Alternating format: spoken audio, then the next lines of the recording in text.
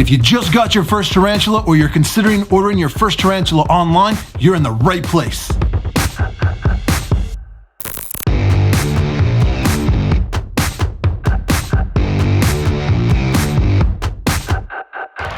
Welcome to the Tarantula Collective. My name is Richard, and if you enjoy videos like this, make sure you hit that like button. And if you want to support the channel further, please consider subscribing and hitting that notification bell so you're alerted every time I upload a new video in the future. Well, if you're watching this video, there's a pretty good chance you're either considering buying a tarantula or you're ordering your first tarantula online. Today we're going to be talking about what to expect if you're expecting. A lot of people have never ordered a tarantula online. Most people get their first tarantula from expos or pet stores, but there are dozens of retailers and breeders online that sell hundreds of different species of tarantulas. A lot of people are scared ordering a T online, but if you go through a reputable dealer, they're going to know the safest time and the safest way to ship that tarantula to your door. Usually you want to go with a breeder that's going to ship them overnight. That way you don't have to worry so much about the package getting lost in the mail or taking longer than normal to get there and being subjected to all different types of temperatures. Now, one of the first things you'll notice when buying a tarantula is that they usually have them separated into 3 different classifications. You've got your spiderlings, juveniles, and adults. Now, I get asked this question all the time. People want to know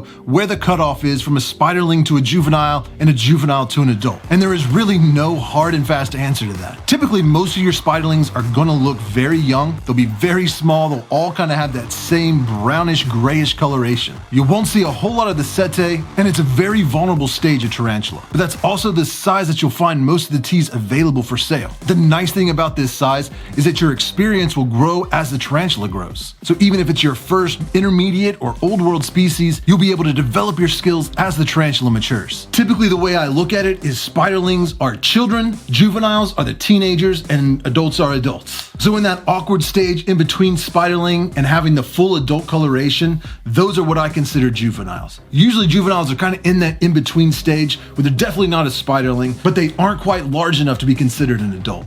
They may have some of the colorations, they'll have the hair, but they're still kind of small in size. Another classification you'll see a lot of time is NW and OW. And what that stands for is New World or Old World. New World tarantulas come from the Western Hemisphere, like North, Central, and South America. And Old World tarantulas come from the Eastern Hemisphere, like Asia, India, and Africa. Now, typically New World tarantulas do have urticating hairs, though not all of them do. Now, urticating hairs are things they can kick off or rub onto you, and once it makes contact with your skin, can cause a little bit of itching and irritation. Also, your New World tarantulas, generally speaking, are going to be a little slower moving and don't have very potent venom, at least nothing considered medically significant. Now, your Old World tarantulas are a little different. Most of them do not have urticating hairs. They're usually a lot faster, and their venom is more potent than New World species, some even being considered medically significant and can cause nausea, headaches, muscle cramps, and things like that. And now we'll take things a step further. The next classification you'll see these tarantulas broken into are fossorial, terrestrial, semi-arboreal, and arboreal. We'll start off with fossorial tarantulas. What this means is that they are burrowers. They're going to spend 90 to 95% of their time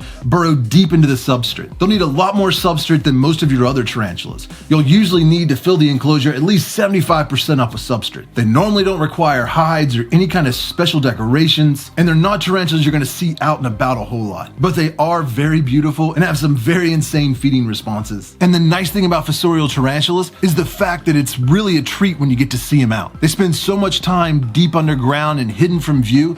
At those times when they are up in the mouth of their burrow with their legs sticking out or even kind of crawling around on the surface, it's very exciting and makes the wait totally worth it. Now, moving on, we've got terrestrial tarantulas. Now, these are species that spend the majority of their time right out on the surface of the substrate. Now, these tarantulas can do a little bit of burrowing, especially when they're getting close to a molt. But in general, they're going to spend a lot of their time on the surface, usually right out in the open, and make for some of the best display tarantulas in the hobby. These are species like the rose-haired tarantula, the Brazilian black tarantula, the Chaco golden knee, or even the Goliath bird eater. In my personal opinion, these are some of my favorite tarantulas to keep, mainly because they're usually so easy to view and such awesome species. Now, in between your terrestrial tarantulas and your arboreal tarantulas are the semi-arboreal Ts. I don't know if this is technically a real classification, but it's one I use quite a bit. These are tarantulas like the green bottle blue tarantula, and in my opinion, the OBT would fit into this class as well. But these are tarantulas that spend a lot of time terrestrially, but also really appreciate having some branches and other things in their enclosure that they they can web up, because they like to spend a lot of time kind of climbing up a little bit,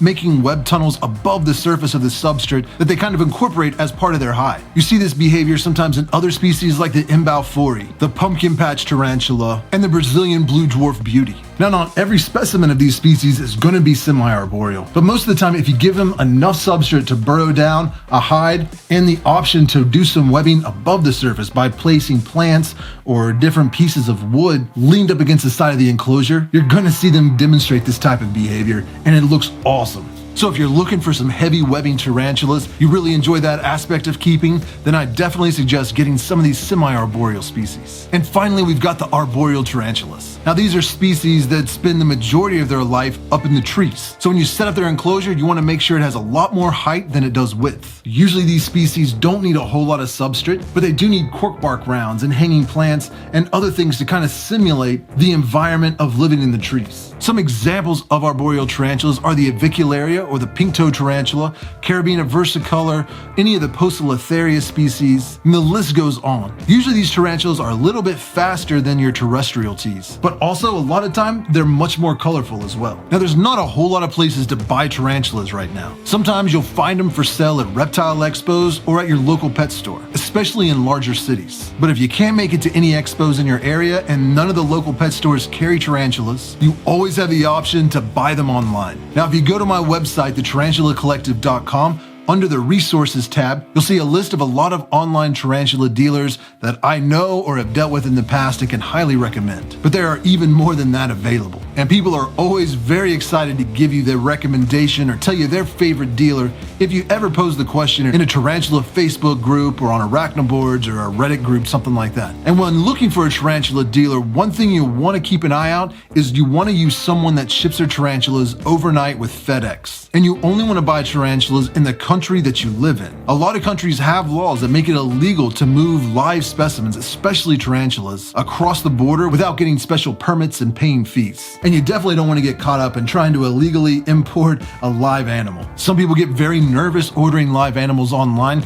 but the majority of my 200 plus species have all been shipped to me through FedEx. Most of your reputable dealers will have boxes that are insulated, and they'll use cool packs or heat packs to make sure that the temperature inside of the box is at the optimal condition for the tarantula. So when you receive them in the mail, they're going to be happy and healthy. You also want to look for a dealer that has a very good live arrival guarantee, also referred to as a LAG or LAG. This is essentially just the terms and conditions that cover you if something terrible were to happen during the shipping process. If the tarantula were to molt during shipping and something tragically went wrong and it didn't survive, or if the package got lost or damaged while in transit, you'll want a breeder that's going to cover that and either send you out a replacement or refund your money. Now, a majority of the time, the live arrival guarantees won't cover the price of shipping. They'll only cover the price of the tarantula. And it seems a lot of places won't cover carrier delays. So if they ship it to you and everything seems fine, but FedEx or whatever shipping service they're using loses the package, or there's really bad weather and they're not able to fly the plane to get it there overnight, and the tarantula then dies because of a shipping issue, they won't cover those losses. But there are some dealers out there that will. They'll cover anything that happens in between the moment it leaves their facility and ends up at your doorstep. For instance, I know Fear Not Tarantulas will cover carrier delays, and I'm sure there are a few other dealers that will do that as well. So definitely read the fine print and look into that, make sure you're covered. Now, when you get the tarantula in the mail,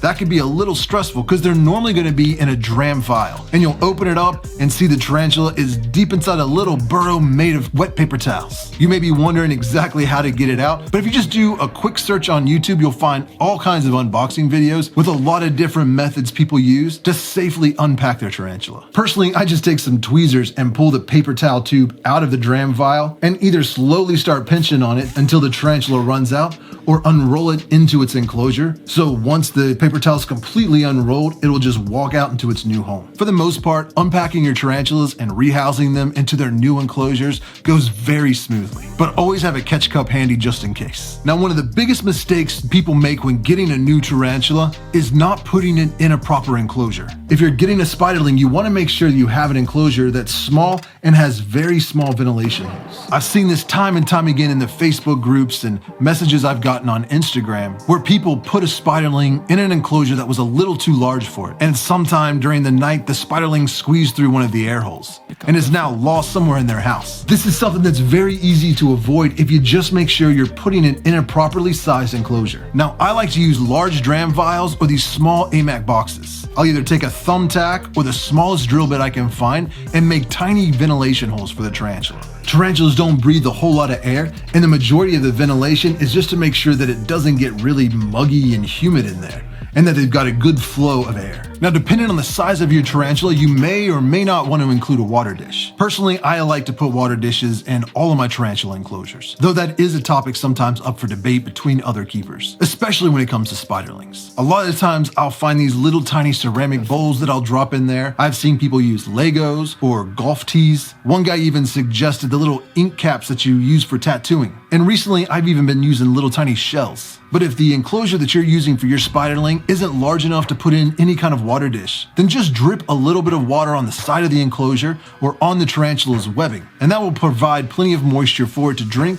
until it gets large enough to be in an enclosure where you can provide a water dish. Now, for most species of tarantulas, the temperature of your room is going to be perfect for the tea. If you're comfortable, your tarantula's comfortable. Now, that's usually a temperature between like 68 to about 75, 76 degrees Fahrenheit. Same thing goes with humidity as well. If you're comfortable, your tarantula's comfortable. Though there are some species that need a more dry or a more humid environment. Spiderlings are the only time I kind of bend that rule a little bit. They don't really have that protective waxy coating that your juveniles and adult tarantulas have that helps them retain some of their moisture. So spiderlings I usually keep a little bit more humid. I created a spiderling nursery to keep my slings in. It gives me the ability to raise the humidity in that microenvironment as well as provide them with a slightly warmer temperature. I'll link the video up above so you can see exactly how I make that. I'll put a water dish in there so the water can evaporate and keep the air a little more humid, and they're protected inside this little microenvironment from things like cats or dogs or little kids that might be tempted to play with a small enclosure. But if you don't have enough spiderlings or have no desire to create that little nursery, just try to keep the substrate a little damp. A couple of times a week, just drip some water down the side of the enclosure.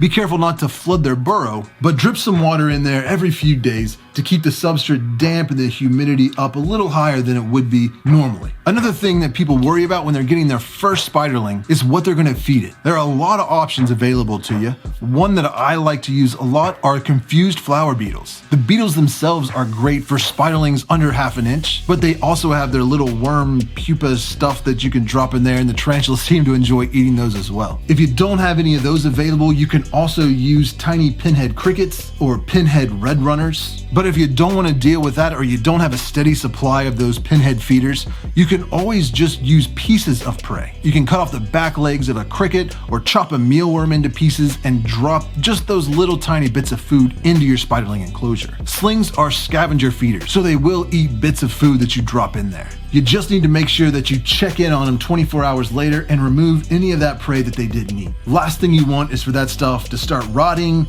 and molding and attracting mites, so they don't eat it, pull it out of there. And finally, the question I probably get the most regarding spiderlings is how fast they're going to grow or how many molts until they're a juvenile or an adult. And the short answer is, I just don't know. The answer to that question depends a lot on what genus and species of tarantula you have, as well as the environment that it's in. A lot of people, a lot smarter than I am, believe that the tarantula's growth rate will depend on the temperature, humidity, and feeding schedule. All of these factors play into the metabolism of the tarantula. And the higher the metabolism, the faster it will grow.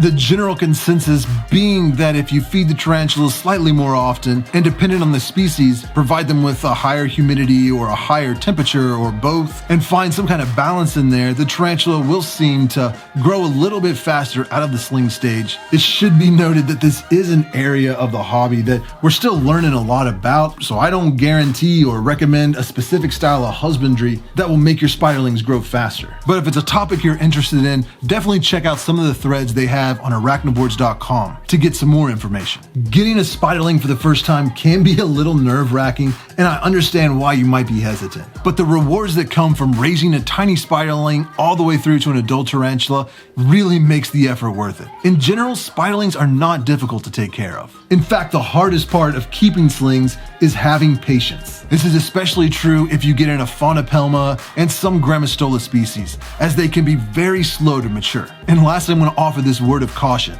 The tarantula hobby can be very addictive, and you can quickly go from having 1 spiderling to 15 spiderlings. Mainly because you're really excited about keeping teas and you want to have all different types of species and colors and patterns. But also because sometimes we get impatient and we want tarantulas that are going to grow faster than the ones we previously purchased. The reason I want to warn you is because 10 to 15 tarantulas will fit nice and neat on a small shelf in your house. But eventually they're going to be full grown and they're going to need full-size enclosures. Make sure you're going to have room in your house for 15 to 20 full-size enclosures. And as you can see behind me, having a lot of teas takes up a lot of room. Well, if you enjoyed this video and maybe learned something, make sure you hit that like button. And if you want to support the channel, be sure to subscribe and turn on all notifications so you're alerted every time I upload a new video. If you want to support the channel even further, just click that join button down below this video and become a member of the channel here on YouTube. I also have a Patreon link down below in the description if you'd like to join that instead. I upload new videos every Tuesday for Tarantula Tuesday, and I'd love to see you back next week. So congratulations on your new tarantula, or the tarantula you'll be getting shortly in the future.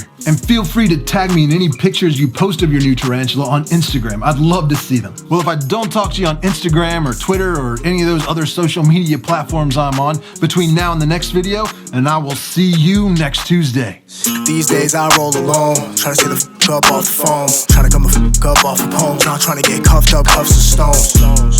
Playing for keeps, I'm a top gun, she playing the sheets. When the ops come, I play for my team, go play with yourself, stop playing with me. Like, do you follow me, baby? Can you see what I have? Do you like what you see? Do I follow your path? I don't know if I like you, I just know that you bad. Who you driving me crazy? You could drive in that cab. Pop out. If you don't like it, you gotta hop out.